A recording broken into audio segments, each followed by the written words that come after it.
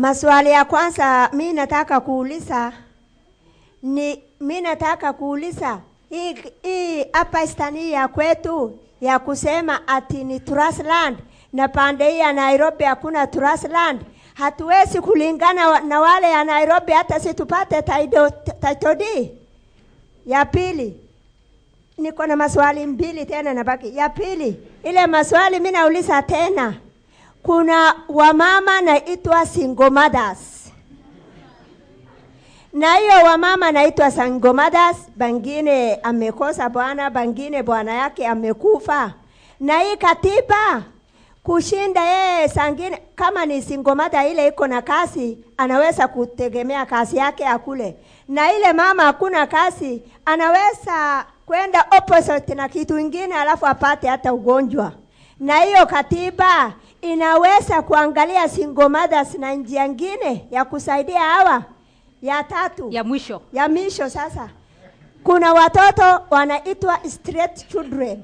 Na hiyo street children na hawa pia kuna katiba anaweza kusema hiyo watoto waangaliwe wakae kama watoto wengine. Mimi yangu ni hiyo tu. Asante sana. Haya, members of the audience, we will be returning briefly for to have those questions that you have asked answered by members of the panel. We will also be taking a few more questions from members on the floor in just a few minutes. Welcome back to Isiolo, where tonight residents of Upper Eastern are airing their views on the draft constitution. We had some questions earlier on. Before the break, I'm going to go straight to the panel and a member of the committee of experts on the issues that were raised on the floor previously. I'd like to start with the issue of women representation. Yani wakilishaji wa kina mama. Kuna lile swali limetokea kwamba wale wa mama ambao hawana elimu, je, wapatapata fursa sawa katika kuwakilisha watu wao? Ukiangalia kipengele cha 27 kinasema wazi hakupaswi kuwa na ubaguzi wa njia yoyote, na ubaguzi huo pia unahusisha hali ya elimu. Ukiangalia kile kipengele ile sura inaongea juu ya uwakilishaji, inasema kwamba kila Mkenya ana fursa ya kuwakilisha wengine. Swali litakuwa kwamba kama kwa mfano lile katika ile Senate, watu wa Isiolo watamchagua mama kwa ajili ya ile kazi anaweza fanya, kama ana elimu ama ana elimu. Watu wa Isiolo wakisema ndio, basi yule atachaguliwa, lakini hakupaswi kuwa na ubaguzi kwa sababu mtu amesoma ama hajasoma. Wote, kila mtu anapata fursa sawa. All right, Commissioner, on the issue of access to justice and violation of human rights. Access to justice is an issue that had actually been covered very well in the proposed constitution in terms of the government ensuring that each individuals or all the citizens must be provided with access to justice. If there is any fee that is required for any reason, that should not be above for anyone to access justice. So for example, Upper Eastern or maybe Northern Kenya, they normally have a problem of access to justice, or even the poor, they normally have problem of access to justice. And even under the Bill of Rights, access to justice, the issue of fee is not actually pegged on, payment of the fees. So, which means it's very clear that the proposed constitution is taking care of the issues of access to justice in this particular aspect. On the issue of the rights of children as well as raised. Yeah, rights of children for single mothers, it's actually very clear because children right has been taken care of in the proposed constitution very well in terms of the father and the mother. They have both equal right to protect the right of the children and to be responsible for the children they have fathered. And when normally we have single mothers in this country because either the father has neglected the child or anything. So that has to be the thing of the past. The father has to be held responsible, or maybe a girl who has been raped by anybody and somebody has refused to take up responsibility. That has to be, that particular person has to be held responsible. There is also the issue of social security that has been provided in this particular proposed constitution, where the people who are unable to take care of themselves, they are supposed to be provided with by the government. So this is actually very clear for single mothers. All right, Aidan, a question that keeps coming up again, the issue of the sanctity of the title deed and also the issue of the trust land. And the gentleman also asked about the Indemnity Act. Yeah, regarding the Indemnity Act, this is already passed by Parliament. So the repeal motion has been passed through Parliament. It's waiting for President to accent. Now, what happens if the President has not accepted, but this draft constitution passes on 4th or on 5th of August?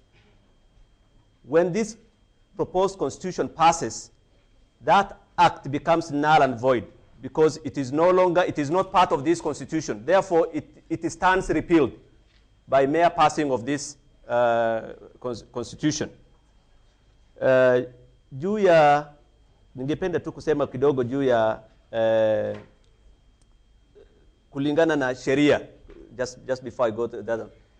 Wewe kama Mkenya, huhitaji chochote kupeleka serikali kotini kama umedhulumiwa. Huhitaji pesa na wakili utapewa, kama na katika sheria sasa utaambiwa, je, wewe ni kama nani unapeleka serikali kotini kama hiyo issue ya land, for instance, how do you take what locus standi do you have? The constitution, the proposed constitution says you do not have to have that.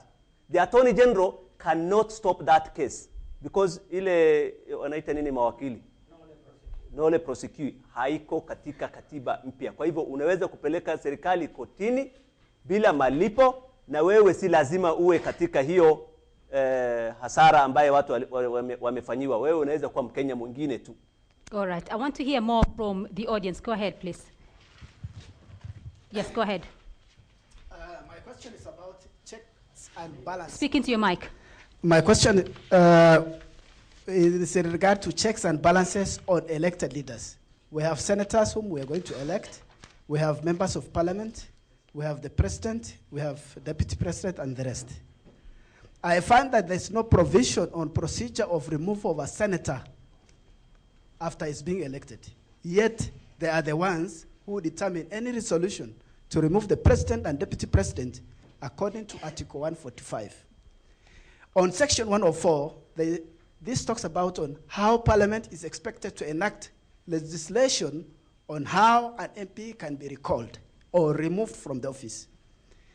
It is very clear and precise on how a governor is going to be removed or recalled from the office. My question is, one, why don't we have a recall clause for senators?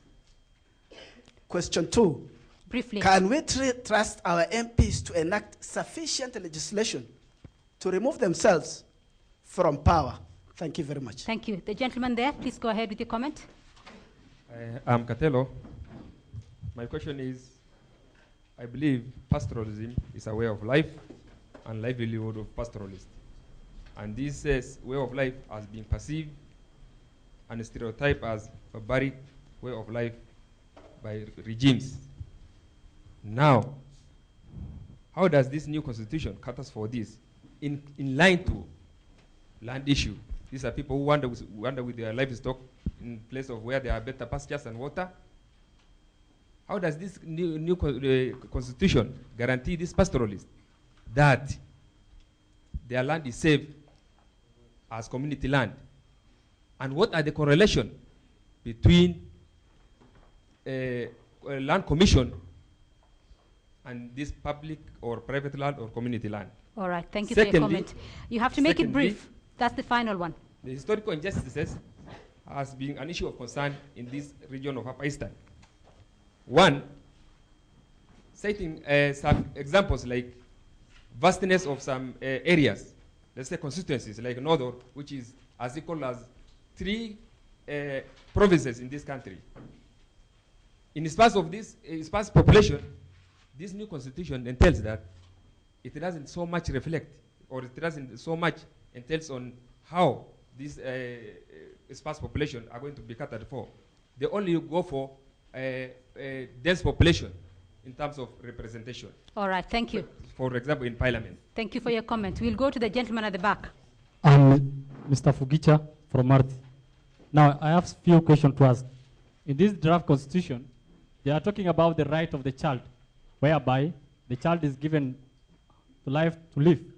Now, for example, in our we have 200, we are going from 250 kilometers. Now, how can the child survive, whereby there is no means of transport up to Isiolo, whereby